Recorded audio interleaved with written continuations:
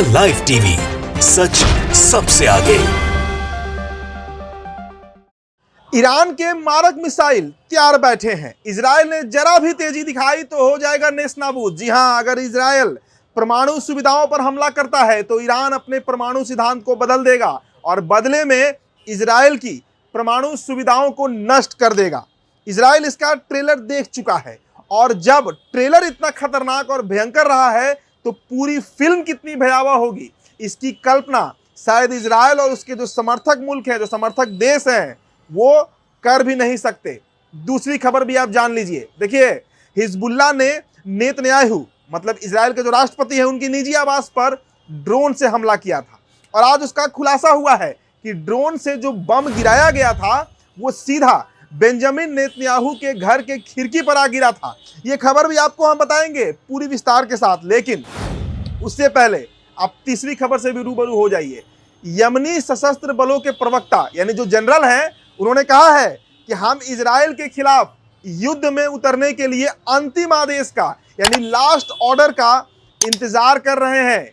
यमनी सेनाएं ज़ायोनीवादियों के सामने फिलिस्तीनी लोगों की मदद करने के लिए तैयार बैठी है।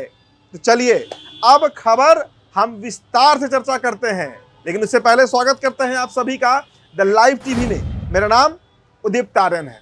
सबसे पहले इस वीडियो में हम चर्चा करेंगे ईरान के मिसाइलों पर और ये विस्तार से चर्चा होगी। देखिए, ईरान के मिसाइल जिसके निशाने पर इन दिनों इजराइल टिका हुआ है।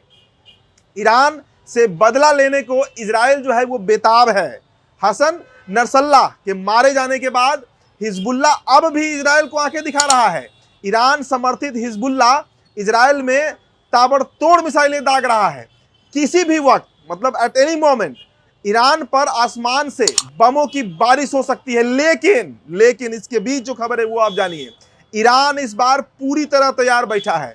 भले ही इजराइल का एंटी मिसाइल सिस्टम दुनिया भर में मशहूर माना जाता है, लेकिन ईरान के पास भी ऐसी तगड़ी एंटी डिफेंस मिसाइल सिस्टम है जो किसी भी वार को नाकाम कर सकती है।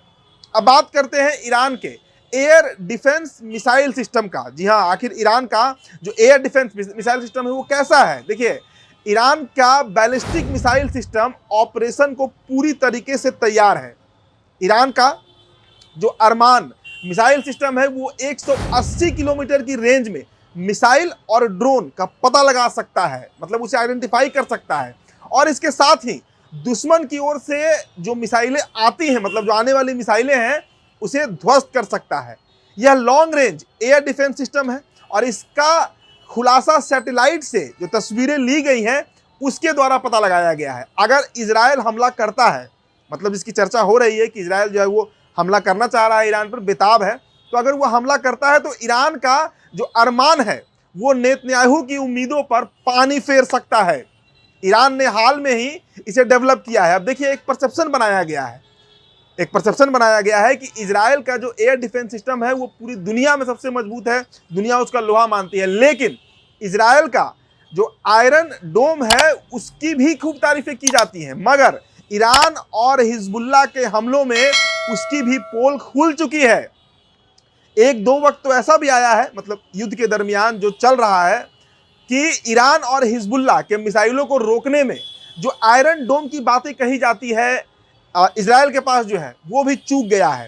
तो आयरन डोम के अलावा इजराइल के पास air defence system David sling भी है, मगर इसकी चर्चा तो खूब होती रही है। अब एक और जानकारी आपको दे देते हैं। देखिए, हिजबुल्लाह के निशाने पर अब सीधा जो खबर हम दूसरी खबर जो बता रहे थे आपको कि नेतन्याहू के घर पे हमला हुआ है, उसके बारे में आप जान लीजिए। देखिए, हिजबुल्लाह के निशाने पर नेतन्याहू का घर आ चुका है।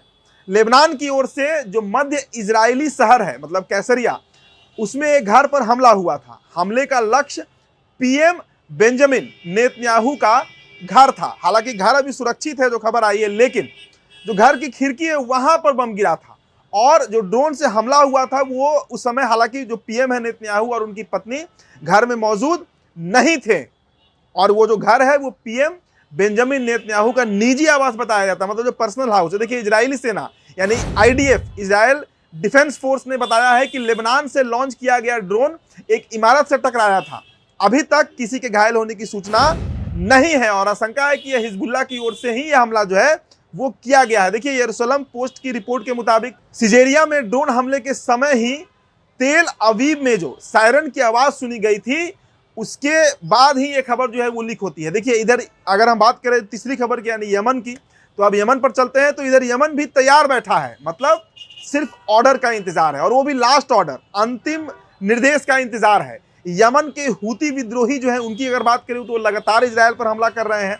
8 अक्टूबर 2024 को भी एक खबर आई थी कि 7 अक्टूबर की रात को यमन ने हमला किया था इजराइल पर। इस बार उन्होंने अपनी नई हाइपरसोनिक मिसाइल का इस्तेमाल किया था, साथ ही जुल्फिकार मिसाइल का भी इस्तेमाल किया गया था। हूतियों का दावा है कि उनकी मिसाइलें टारगेट तक पहुंची भी थी। इजराइल ने कहा कि हवा में बर्बाद हो गया, लेकिन अब जो यमन के प्रवक्ता है, जो जनरल हैं, वो कह रहे हैं कि हम तैयार बैठे हैं, बस अंतिम निर्देश आप दीजिए और इजराइल पर हमारा जो हमला है हर तरीके से वो शुरू हो जाएगा। फिलहाल इस रिपोर्ट में इतना ही। मेरा नाम उदित तारन है, बहुत बहुत शुक्रिया। द लाइव टीवी, सच सबसे आगे।